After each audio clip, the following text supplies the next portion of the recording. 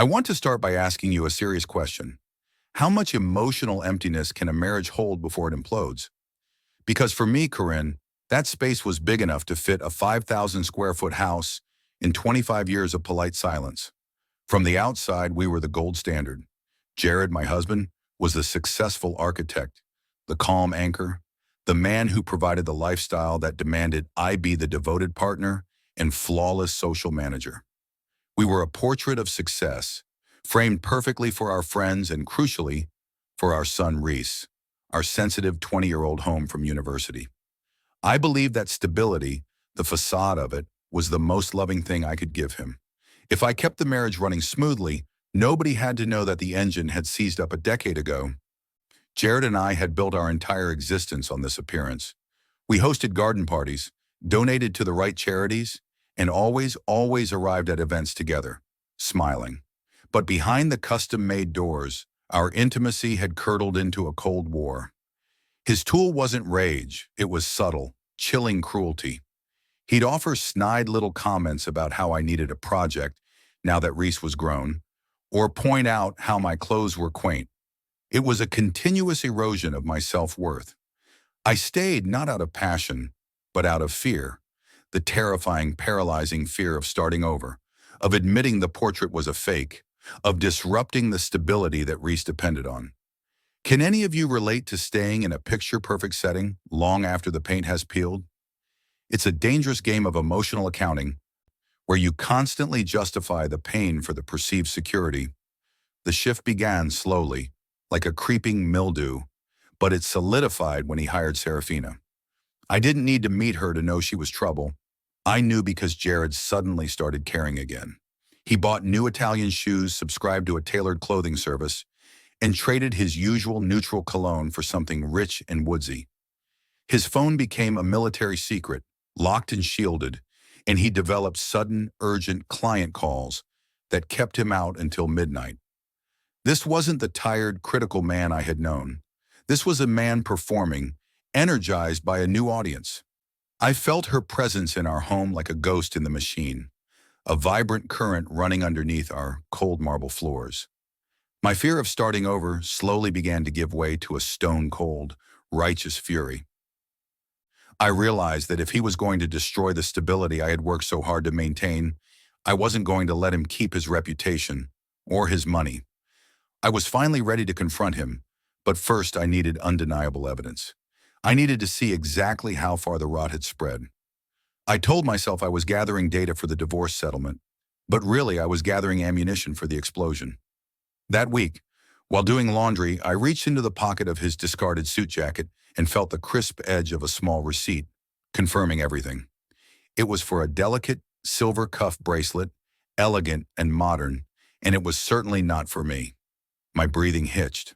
The proof was finally tangible, but it wasn't the proof I truly needed to break the story open. The real evidence would be delivered by the last person I ever expected. That coldness I described in my marriage, it wasn't an empty vessel I was desperately trying to fill. It was an empty vessel I was already pouring myself out of. If Jared had his Serafina, I had my Caspian. Caspian was the writer in my book club, not a physical lover, but the destination for every thought, every emotion, and every stolen moment of my life. That's why I was so blinded by my own self-righteousness when I found Jared's receipt. I was emotionally cheating first. I had already mentally packed my bags and moved my soul to Caspian's side of the conversation. He understood the subtle pain in Jared's critical remarks, the way the perfect house felt like a gorgeous cage, and the suffocation of maintaining a 25-year lie. Jared offered financial stability, Caspian offered emotional validation. Our exchanges weren't conducted on a flashy, hidden dating app. They were careful, highly intellectual messages, whispers passed through encrypted apps on a cheap, second phone I kept hidden in my jewelry box.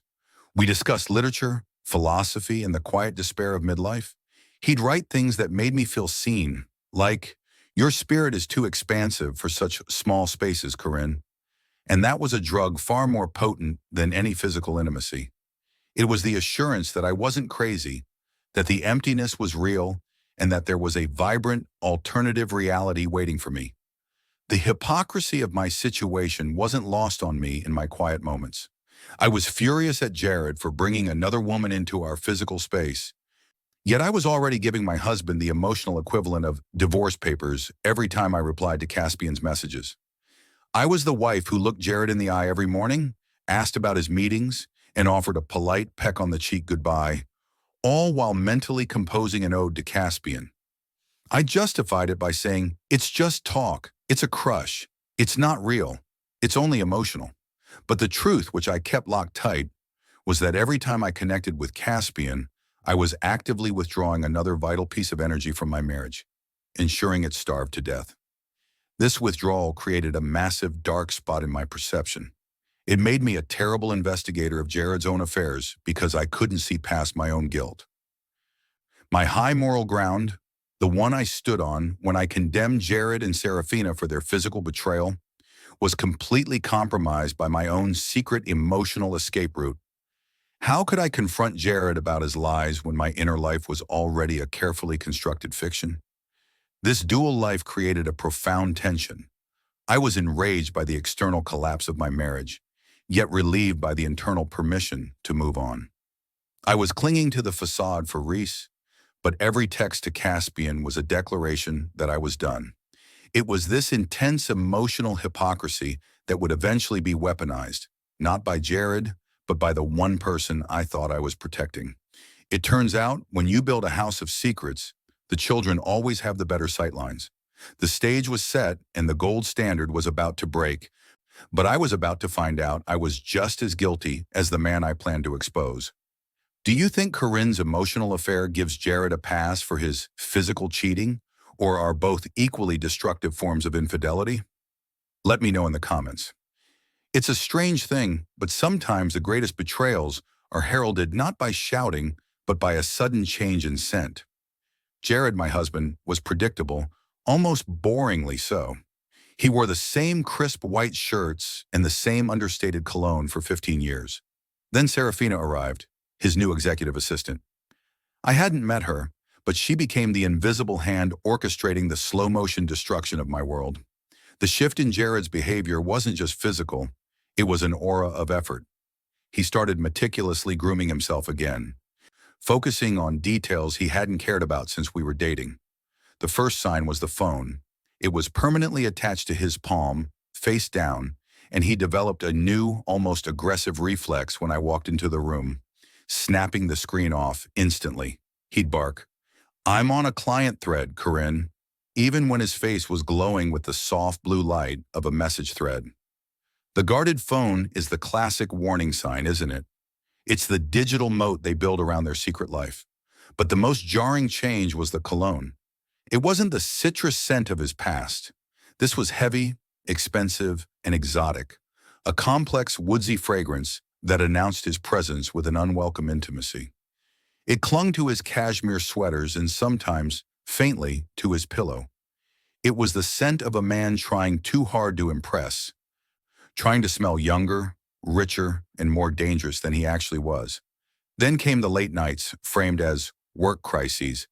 He'd call precisely at 8:30 p.m., just as Reese and I were finishing dinner. "Corinne, I'm stuck. Massive structural issue on the new city tower contract. It's going to be a late one." The excuses were always architecturally plausible, but the delivery was rushed, almost eager. He wasn't tired or annoyed. He was exhilarated. I knew that adrenaline wasn't fueled by faulty blueprints. It was fueled by Serafina. I could picture him rushing to her, smelling of that new, expensive scent, eager to shed the burdens of our quiet, dead marriage. It took a mental toll, constantly sifting through his lies and my own hypocrisy. I was judging his physical betrayal while simultaneously planning my emotional future with Caspian. This dual life was exhausting. The evidence I sought wasn't just about winning a divorce, it was about confirming that my rage was justified and that his actions were worse than mine. One afternoon, while I was carefully pressing his suit for the dry cleaner, I felt something small and stiff tucked deep inside the breast pocket. A folded receipt. My heart hammered against my ribs, recognizing the expensive jewelry store's logo. It was for a delicate silver cuff bracelet, precisely the kind of piece a vibrant, younger woman might wear. I stared at the dollar amount, extravagant, and the date, only 2 weeks prior. The proof was tangible. I had confirmation of his physical, financial betrayal. I held the receipt, feeling a cold, calculating sense of victory. I finally had my ammunition. But what I was about to discover, thanks to a digital mistake, would completely rearrange my moral compass and set the stage for Reese to expose my own secrets. Have you ever noticed that the moment you find proof of infidelity, the person who finds it usually feels less relief and more intense dread? That dread was about to become my reality. If there was a silent hero in our beautiful broken house, it was Reese. Our son was home from his graphic design program, a talented, sensitive young man with eyes that seemed to absorb every unspoken tension. When you live in a house built on lies, the children become the reluctant mediators, and Reese had mastered the art of being a perfectly timed distraction. He never explicitly asked why Dad was always working late or why Mom spent so much time on her personal writing, but he managed the atmosphere. If Jared was overly critical of my cooking, Reese would jump in with a funny anecdote about his dorm food, diffusing the frost before it turned to ice. He was the human buffer, shielding us from the consequences of our own emotional neglect. This role took a toll. I could see the subtle stress lines around his eyes, the slight hesitation before he spoke, always calculating the emotional temperature of the room. He was trying to protect our sanity by sacrificing his own peace. Reese's closest connection outside of our immediate family was his friend, Phelan. They had been inseparable since high school. Phelan was Reese's opposite, boisterous, unfiltered, and endearingly chaotic. They shared a passion for gaming and art, spending hours either in Reese's room or at Phelan's house, which was just a short drive away. I liked Phelan immensely, and I enjoyed his mother, Serafina. Yes, that Serafina. Before she became Jared's assistant, I knew her as the charming, single mother who volunteered for school fundraisers and always had a cheerful word for me at parent-teacher conferences. I had always appreciated the closeness between Reese and Phelan. It meant Reese had an emotional anchor outside our suffocating marriage. They had a bond that was intensely loyal, built on the shared chaos of young adulthood. Little did I know this very closeness would become the detonator for our family secret. I had been so preoccupied with Jared's new, expensive cologne and the damning receipt for the silver cuff that I completely failed to connect the dots about Serafina's private life. In my mind, she was just the new assistant, a professional threat. I didn't see her as Phelan's mother, the kind single mom with the slightly too small house and the massive heart. That's the convenience of self-deception. You categorize the mistress as a villain without ever recognizing her as a person already woven into the fabric of your life. This proximity, the fact that Jared was betraying me with the mother of my son's best friend, was a horror I couldn't yet comprehend.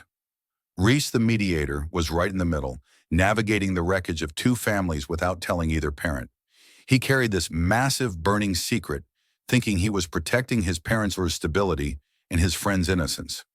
I thought I was protecting Reese by maintaining the gold standard, but the truth was he was protecting me from the emotional fallout of the betrayal he had already witnessed. He knew things I didn't. He saw the pattern and the people involved long before the receipt confirmed the financial details, and he kept silent until the day I found Jared's unlocked laptop. That digital mistake would finally make the burden too heavy for Reese, forcing him to choose between his loyalty to me and the uncomfortable truth he had been shielding from us all. What do you think is harder for a child, knowing the truth and remaining silent, or having the truth suddenly thrown at them? That feeling when you stop speculating and start hunting? It's terrifyingly focused. After weeks of observing Jared's sudden bursts of energy, his new cologne, and the surgical attachment to his phone, I transitioned from being a heartbroken wife to a cold, calculating investigator. I needed something concrete, something a lawyer could actually use, not just the emotional certainty I had gained from Caspian's whispered validations. I needed to prove the betrayal was physical and financial, thus damaging the perfect image Jared presented to the world and giving me a clear path out. I had already found the discarded suit jacket from the cleaners. It was a beautiful charcoal bespoke piece that cost more than a small vacation.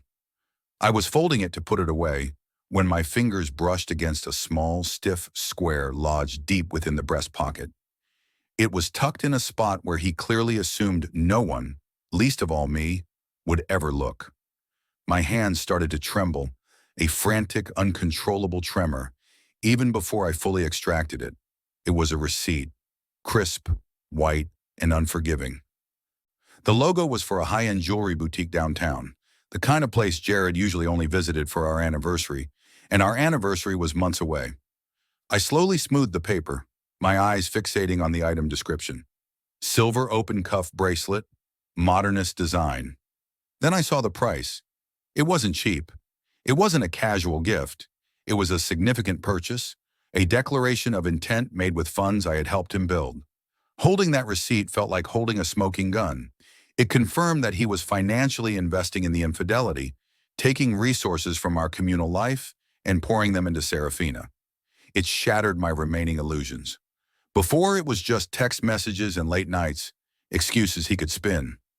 Now it was money in exchange of value for affection, an absolute transaction that confirmed his commitment to the other woman. I locked myself in the laundry room for a full 10 minutes, clutching the evidence, replaying the last 25 years of our lives. I felt the bitter, familiar sting of tears, but I refused to let them fall. Tears were for the past. This receipt was for the future. It gave me permission to move forward, to officially end the lie I was living, and to stop feeling guilty about my emotional withdrawal with Caspian. I told myself my emotional affair was benign. His was malicious, costly, and physical. But even as I tucked the receipt into my secret desk drawer, the drawer that also contained my hidden phone, a small, icy voice whispered a question. Is this really all the proof there is? I knew Serafina was Phelan's mom, the same woman I'd shared coffee with after school events. I needed more than just a piece of paper. I needed to know the details of the where and when. I needed the dirty specifics to justify the inevitable destruction of our home and Reese's stable world. This greed for certainty, this need for the absolute truth, is what led me to Jared's home office later that day. I knew his password was his mother's birthday. He was sentimental, even in his callousness.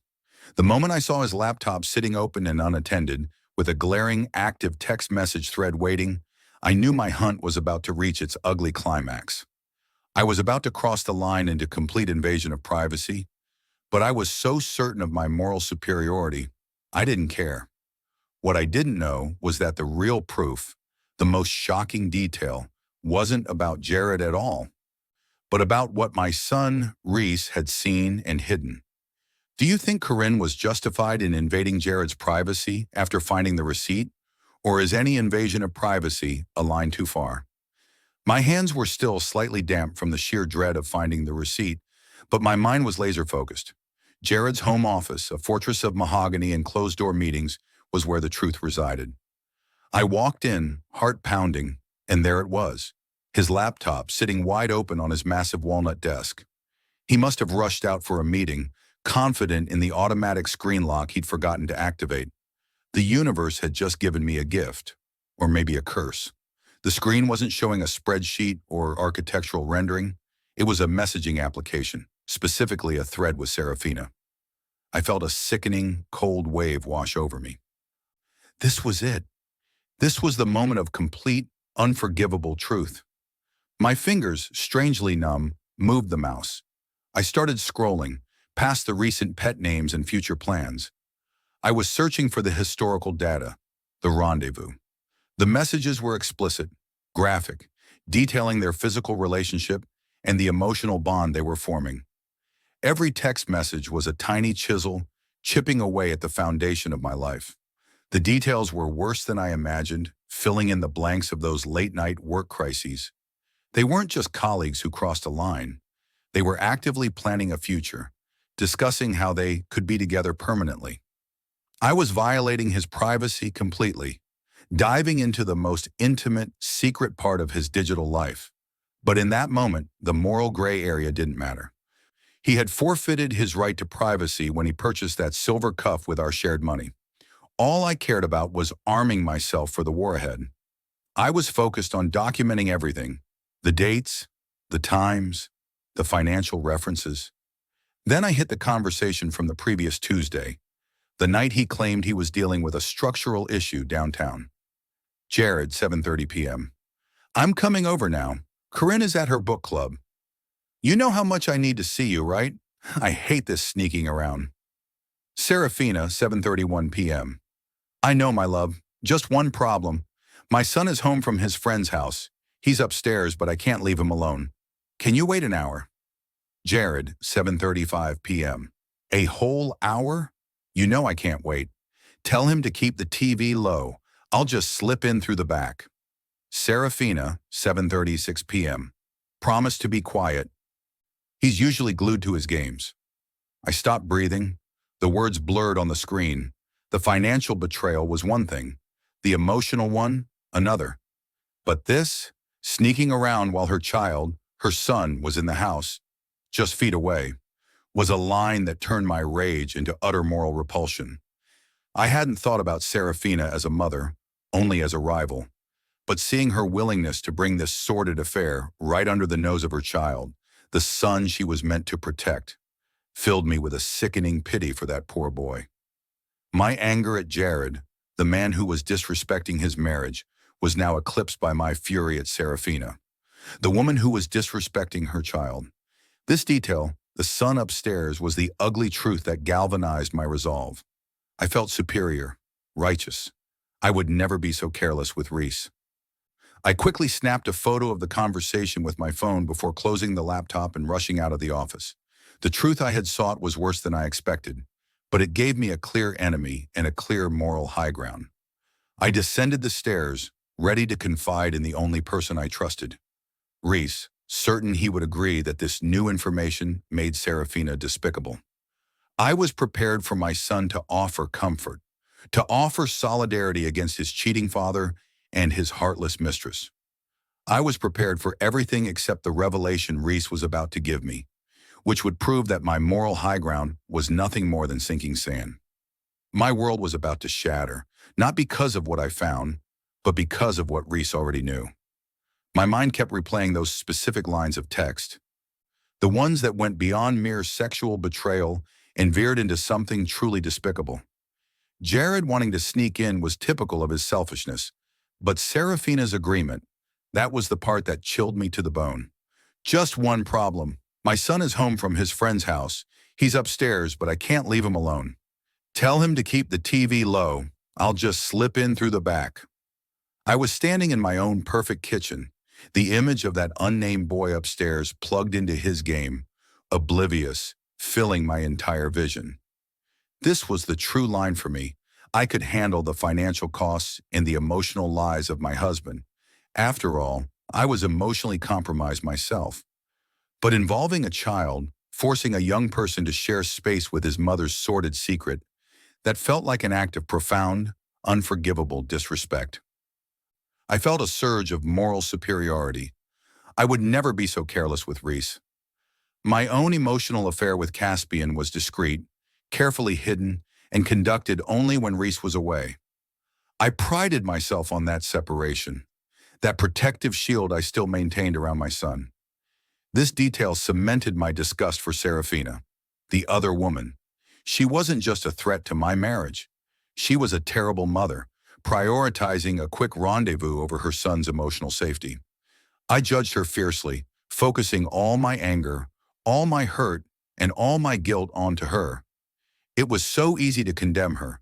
She was the one actively bringing the drama into her own child's life, and now, indirectly, into mine.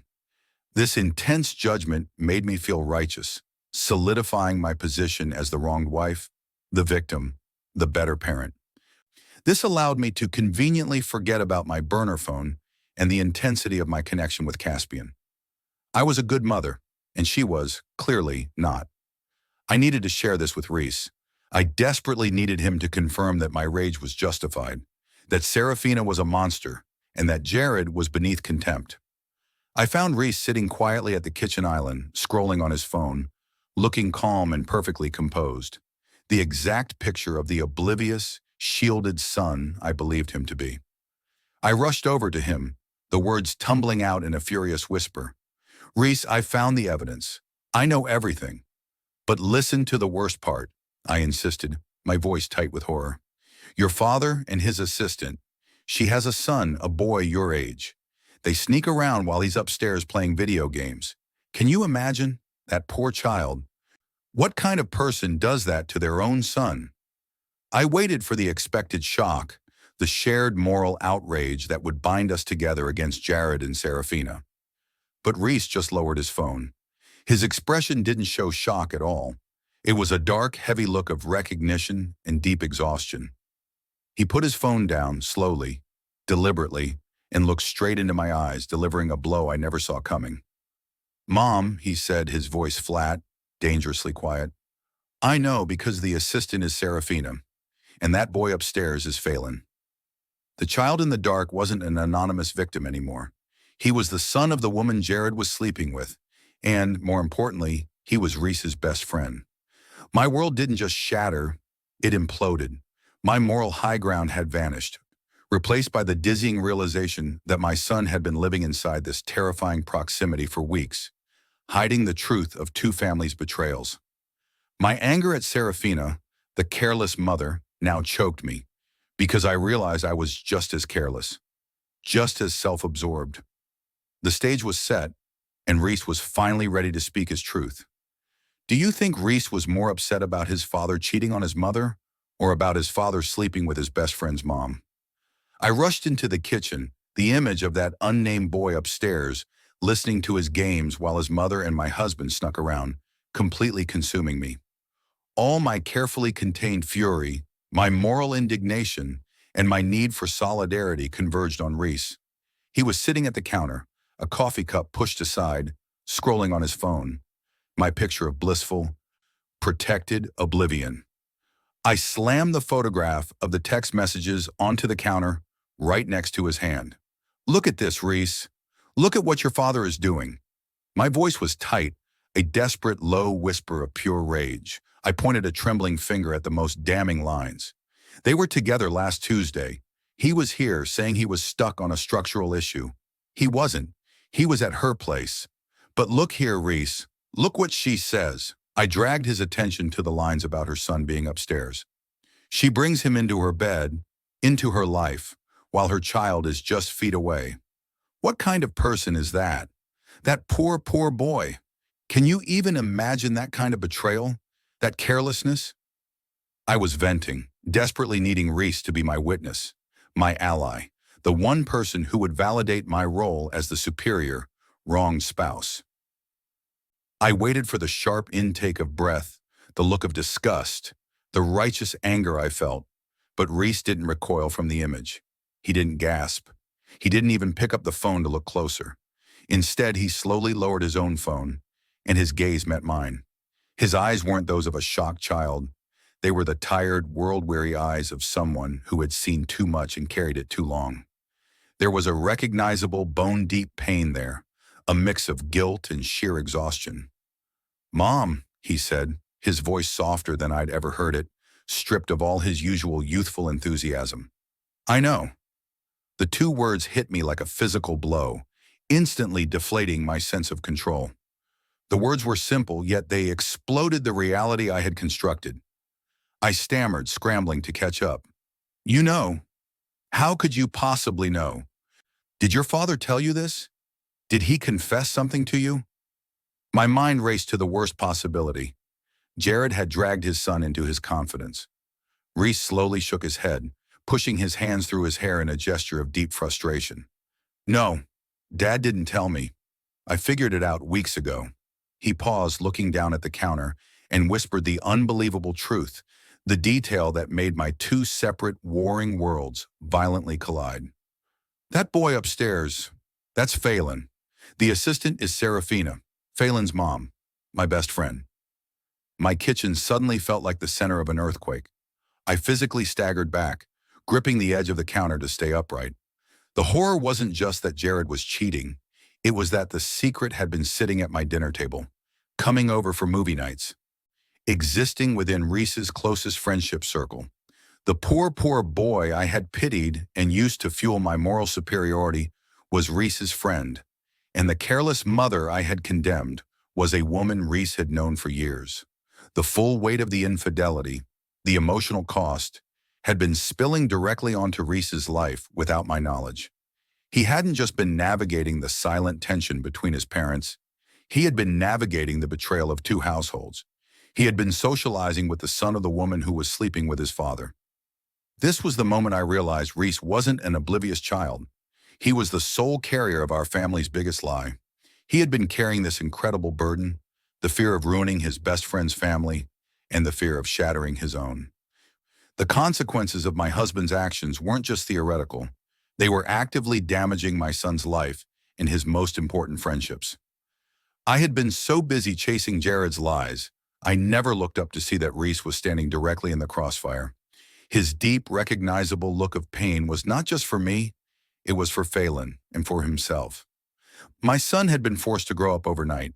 The world felt like it had tilted on its axis when Reese spoke those four simple words. "That boy upstairs, that's Phelan." My immediate reaction wasn't sorrow or heartbreak. It was a pure, cold shock, followed by a dizzying rush of disbelief. Serafina, Phelan's mom, the woman I had seen across the football field bleachers, the one who had organized the senior year bake sale, the friendly face I occasionally greeted at the grocery store. She was the one, the mistress, the interloper. I repeated her name, testing it against the raw, ugly truth. Serafina? You mean the Serafina? Phelan's mother? Jared's assistant is her? Reese just nodded, his face etched with a maturity I hated to see on my 20-year-old son. He wasn't the buffered, shielded child anymore. He was a silent co-conspirator in a tragedy involving two families, and he had been carrying that secret alone. The proximity of the betrayal was what truly shattered me. It wasn't some stranger from a hotel bar or a co-worker from a distant city. This was someone we knew, someone whose son was a fixture in our home, whose laughter I'd heard echoing up the stairs just weeks ago. Jared hadn't just cheated on me, he had entangled our lives with Serafina's in a way that guaranteed maximum fallout for Reese. I focused on the logistical horror of it. How? How could you know and not say anything? How long have you known that the woman your father is sleeping with is Phelan's mother? Reese sat back, his movements heavy. Since the night he told you he was working late, but he wasn't. He took a deep breath. I was over at Phelan's house. We were playing a new game, and I saw Dad's new car, the dark gray SUV, parked 2 blocks down from Phelan Street. It was tucked in a spot near the corner where it wouldn't be easily seen. He described the awful, slow-motion realization. He had initially dismissed it as coincidence. Maybe Jared was meeting a real client nearby. But then, as he and Phelan ordered pizza, Phelan mentioned his mom was having a late work meeting and had told him not to come downstairs, even though he knew Serafina usually worked from home. The pieces clicked into place with horrifying ease. I didn't want to believe it, Reese confessed, his voice cracking slightly. I thought maybe I was wrong, but then Dad started acting different with me, asking weird questions about Phelan's mom, if she was stressed, if she seemed happy. He was trying to get information, Mom, using me as cover. The realization hit me. Jared had used our son, the supposed mediator, as his unwitting informant, subtly prying for details about Serafina's life. He had violated Reese's trust in a way that was arguably worse than the infidelity itself. But Reese's biggest concern wasn't our marriage. It was his best friend. It was bad enough knowing Dad was sleeping with his best friend's mom, but then I started thinking about Phelan. He's already dealt with so much with his parents' divorce. I realized if I told you, it would force a massive fight, which would lead to a divorce, which would expose his mom, and Phelan would lose his dad and his mom's respect all at once. Reese had spent weeks protecting Phelan from the knowledge that his mother was actively destroying a marriage, our marriage, and jeopardizing his friendship with Reese. It was a staggering weight for a young man to carry. I had been so convinced I was the protector, the one maintaining the gold standard, but Reese had been the true silent guardian, bearing the brunt of our adult carelessness. The irony was almost unbearable. My shock melted into a kind of twisted respect for his fierce loyalty to his friend. This proximity, the fact that the consequences were active and immediate, not distant and abstract, meant that our separation wouldn't just be our family crisis. It would be a catastrophic bomb dropped directly onto Phelan. Reese knew the stakes better than anyone. I looked at the boy who had crossed the line and understood he had done it out of a fierce, protective love for his friend.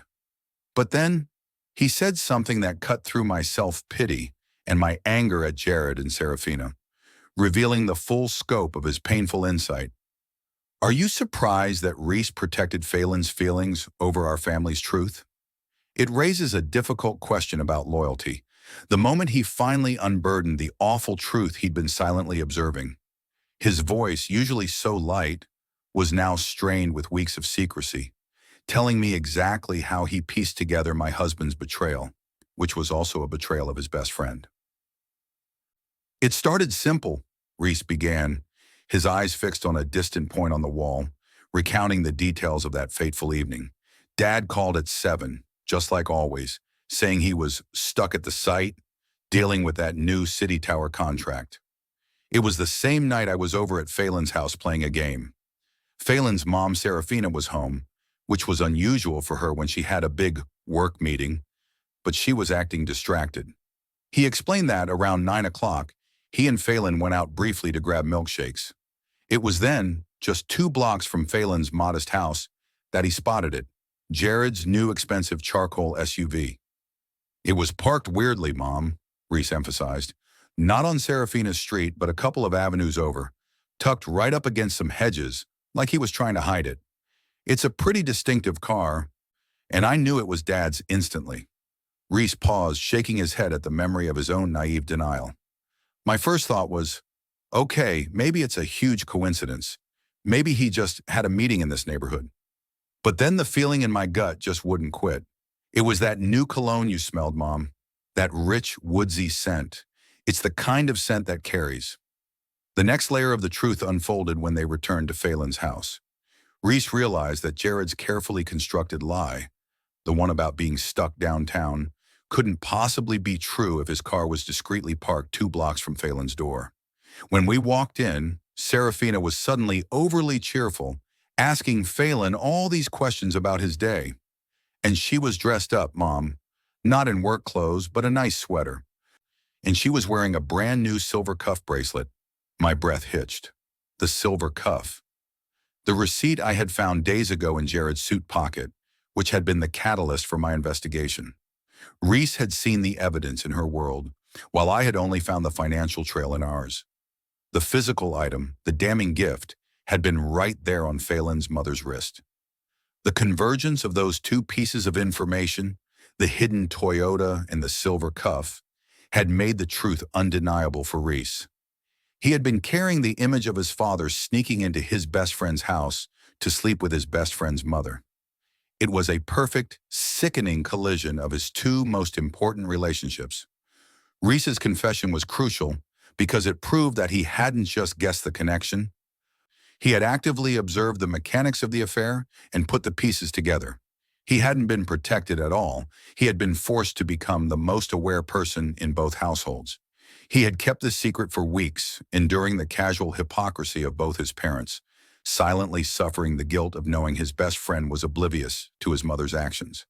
"I didn't tell you, Mom," Reese finished, his voice raw, "because I needed to protect Phelan. If I told you, Dad would be exposed, Serafina would be exposed, and Phelan's whole world would implode.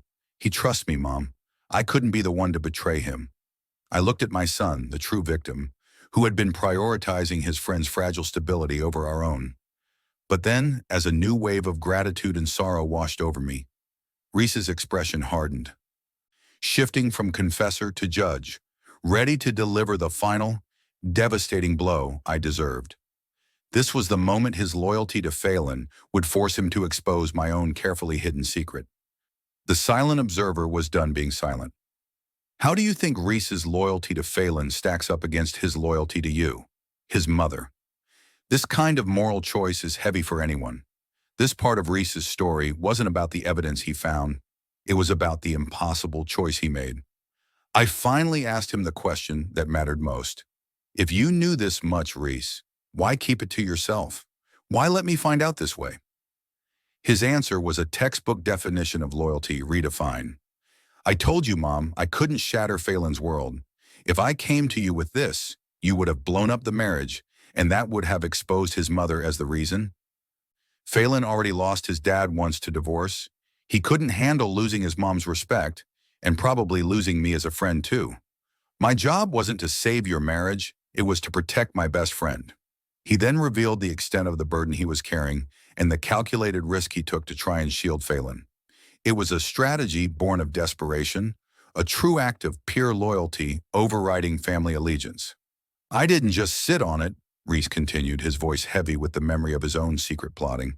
I had to know if Serafina was serious or if Dad was just manipulating her. So I did something stupid, something I regret. He confessed that he had involved Phelan, but in a subtle, manipulative way. He hadn't revealed the core truth, but he'd planted a seed of doubt, hoping Phelan would discover his mother's secret on his own terms, thus making the fallout less direct from our family. I was at Phelan's house one afternoon, and I saw his mom's phone, unlocked, sitting on the counter. I didn't look at the text, but I knew Dad's number was saved under a fake client name, so I distracted Phelan by pointing out a small, subtle scratch on the screen. I told him he should look at her phone settings to see if he could find a way to fix it. To look for a ghost scratch in the display calibration. My jaw dropped. Reese hadn't just seen the betrayal, he had engineered a situation for Phelan to potentially find proof, subtly guiding his best friend toward the horrific truth. I gave him the chance to see it first, Mom. I thought if he saw the text, he'd expose it to his family, and Serafina would have to deal with her own mess before you and Dad blew up ours. I was trying to make sure the secret came out on their side first so Phelan wouldn't see me as the reason his life changed. This was the defining moment of Reese's maturity. He had completely detached himself from the marriage chaos and anchored himself firmly in the pure loyalty that mattered to him. He recognized that the stability of his friendship with Phelan was more valuable than the toxic stability of our facade marriage. He prioritized the external, healthy bond over the internal, broken one. I felt a surge of respect for my son's moral compass. He saw clearly the damage we adults were causing, and he took action, even if that action was based on an incredible gamble, manipulating his best friend to uncover his own mother's affair. But then, as I was focused on Reese's heroism and his loyalty to Phelan, he slowly reached down, and his hand didn't go toward the text photo of Serafina. It went toward the secret I kept hidden, the jewelry box where my burner phone was stashed. His eyes narrowed, and he delivered the final, crushing question, the one that proved he was watching me, too. You're right about Phelan, Mom, he said quietly. It's wrong for a parent to bring that kind of lie into a child's home. But that's why I need to ask you, Mom. If you were so worried about the lying parent, why did you have a burner phone to talk to Caspian? Why didn't you tell me any of this? The question burst out of me, raw and desperate. I was reeling from the revelation that the mistress was Phelan's mother, that my son had been covering for his friend for weeks, and that he had seen Jared's hidden car. All I could process was the sheer amount of suffering Reese had endured in silence, protecting everyone but himself. I felt a surge of maternal panic and guilt. Reese looked at me, and his eyes, so full of deep-set pain, were completely devoid of pity. He didn't offer a hug or a soft word. He offered the coldest truth I'd ever heard. He spoke slowly, deliberately, forcing me to absorb every syllable. Because you weren't the one being cheated on, Mom. Not really. The world stopped. I felt a stinging, physical recoil as the meaning of his words crashed over me. He wasn't talking about Jared cheating on me with Serafina. He was talking about my own emotional affair with Caspian. He wasn't just observing his father, he was observing me. What are you talking about, Reese? I stammered, my righteous anger turning instantly into a cold, paralyzing fear. I felt the absolute collapse of my carefully constructed moral superiority. He didn't need to elaborate, but he did, his voice cutting through my denial. You moved on long before Dad did, Mom. You just did it quietly, in your head, and through your hidden phone. You stopped looking at him, stopped talking to him, and started talking to your writer, Caspian. You were already gone emotionally. Dad's cheating was gross, sure, and it hurt me because it involved Phelan. But when I saw his car, I thought, of course. You two haven't been husband and wife for years. You've been roommates waiting for the lease to expire. His brutal honesty forced me to see the hypocrisy I had conveniently ignored. I had been so busy condemning Jared for his physical and financial betrayal, the kind that provided concrete evidence, that I had completely justified my own sustained, years-long emotional abandonment of the marriage. I had withdrawn my soul, my focus, and my deepest thoughts, offering them up to Caspian, a man who gave me the validation I craved. In essence, Reese was telling me that my infidelity was just as destructive, just as final as Jared's. This was the core conflict, the true turning point of the story. I, the narrator, the supposed victim, was revealed to be an active participant in the destruction of the marriage. Reese, the protected child, had seen the truth of both parents' betrayals. I only kept quiet about Dad's affair, Reese explained, because I knew if I told you, you'd use it as leverage to leave him. But then you'd just go be with Caspian, and you would never have to face the fact that you checked out first. I needed you to understand that the house broke down because both of you stopped fighting for it. His insight was shattering. He realized that my rage wasn't rooted in true heartbreak over Jared, but in the desire for a clean exit, one that allowed me to maintain my identity as the wronged woman. Reese had withheld the truth to force me into a position where I couldn't escape accountability. I finally understood why he hesitated to tell me about Serafina. He wasn't protecting me from the pain. He was protecting me from the easy answer. He wanted me to own my part of the failure, something I couldn't do while simultaneously pointing a righteous finger at Jared. The burden of his secret was now a mirror, reflecting my own emotional infidelity back at me. I was forced to face the unanswerable question. If I was already gone, was I truly cheated on, or was I simply reaping the consequences of my own emotional withdrawal? This is where the story gets really complicated. If Corinne had already found happiness and connection with Caspian, was her emotional infidelity simply self-preservation, or was it the root cause of Jared's own physical betrayal? Let me know what you think. The kitchen was silent save for the drumming pulse in my ears. Reese's accusation. Because you weren't the one being cheated on, Mom. Not really. Had stripped me bare, but I was still clinging to a thread of denial. I was the wife who found the receipt, who read the vile texts. He was just a kid processing his father's sins. I tried to argue, to defend my intellectual connection with Caspian as something innocent, something necessary for survival. That's a nasty thing to say, Reese, I managed, my voice brittle. I had a friend, an emotional outlet. It's not the same as your father sneaking around behind Phelan's back. That was physical. That was financial. Mine was just an escape route, Reese finished, his tone utterly clinical. He didn't raise his voice, and that lack of emotion was more devastating than any shout. And it wasn't just talk, Mom. It was a secret phone, hidden where you thought no one would ever look. My blood ran cold. The denial died instantly in my throat. I couldn't move, couldn't breathe. My gaze involuntarily flickered toward the corner of the dining room, where my small antique cherry jewelry box sat. The one Jared bought me for our 10th anniversary, which I now only used to hide my secrets. The phone, he confirmed, watching my eyes betray me. It's hidden under the velvet lining, beneath your grandmother's old cameo brooch. I saw you put it there, months ago, the day you thought I was asleep watching a movie. You were careful, but you weren't careful enough.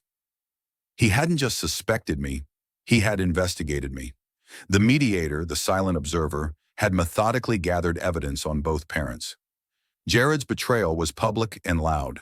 The cologne, the missing hours, the hidden Toyota. Mine was quiet and precise, a surgical withdrawal of affection, and Reese had found the tool I used to perform that surgery. You read the messages, didn't you? I whispered, the accusation pointless, already knowing the answer. Reese nodded once. I found it a few weeks ago. Right after I saw Dad's car near Phelan's house, I needed to know if I was the only one in this family keeping secrets or if you were a part of the problem too. I had to know if you were the victim you claimed to be or if you were just as responsible for the broken pieces. He revealed that he had looked through the carefully encrypted messages between me and Caspian. He had seen the intense, private language, the shared dreams, the detailed plans for a hypothetical future, the literary discussions that were actually declarations of love. He had seen the proof that I was mentally dedicated to leaving Jared, even while I played the role of the devoted wife. You talk to Caspian the way you used to talk to Dad, only more intensely, Reese stated, twisting the knife. You tell him everything, every frustration, every private thought, every dream for a different life. That is cheating, Mom. It's a complete abandonment of the marriage, long before Dad ever bought that stupid cuff for Serafina. The moral tables flipped over with a crash. All my righteous anger, my superiority over Serafina for involving her child vanished. I was just as guilty of hypocrisy and deceit. My son, the one I had dedicated 20 years to protecting, was now my judge. He wasn't just accusing me. He was holding the physical evidence of my sin. I had been so certain that the narrative was simple. Jared, the villain, Corinne, the victim. But Reese, through his deep, painful commitment to the truth, had complicated everything. He had exposed the core of my duplicity, that I was desperate to escape, but unwilling to accept the blame. I was caught in the trap of my own making. Reese didn't even need to be angry. His disappointment was enough. He had watched both his parents dismantle the life he depended on, Jared physically and me, intellectually and emotionally. He had to cross the ultimate line, violating my privacy just as I had violated Jared's, to finally achieve the truth. I didn't bring up the burner phone until now, Reese concluded, his voice softer, but no less firm. Because you were so wrapped up in being right about Dad, you would never have listened. Now we're even. You know his betrayal, and he knows nothing about yours. But I know everything about both of you. This realization that my son held the full, complex truth of our broken home was the true climax. I stood there, stripped of my defense, ready for the painful, raw confrontation he was about to initiate, which would finally free us all from the facade. How would you respond in this moment when your own son exposes your deepest secret? Would you still fight for your side of the story? The moment Reese exposed the jewelry box evidence, the facade didn't just crack, it was annihilated. We weren't mother and son anymore. We were two adults caught in a lie, staring at each other across a chasm of shared deceit. You're right, I confessed, the words tasting like dust. I dropped into a kitchen chair, exhausted by the effort of pretending to be the victim. I checked out. The conversations with Caspian weren't just an outlet, they were a lifeline. I was terrified of being alone. So I kept the marriage running for the security and the appearance. But I built my real connection with him. Reese leaned against the counter, finally letting the weight of the past few weeks settle on his frame. Then why, Mom, did you try to destroy Dad over the Serafina texts? If you were already gone, why the moral outrage about the son being upstairs? His question cut deep into my hypocrisy. Because I needed to feel better than him, I admitted, my voice barely above a whisper. I needed to prove his betrayal was worse than mine. I needed to convince myself that my emotional cheating was justified because his was so gross, involving Phelan. I was using that boy's innocence to make myself the good guy in the story. This was the rawest conversation we had ever shared. No polite deflections about college plans, no casual critiques of Jared's work ethic. We were talking about the dead core of our family structure. Reese finally articulated the burden of our dead marriage from his perspective. Every holiday, every birthday, every family dinner felt like a performance, he said, the anger finally breaking through the weariness. It was exhausting watching you two act like you cared. I spent my whole time home mediating the silences, trying to make sure I didn't say the wrong thing that would break the fragile peace. I knew I couldn't trust either of you with the real truth because you were both so busy protecting your separate secrets. I thought I was protecting you, I countered, a pointless defense.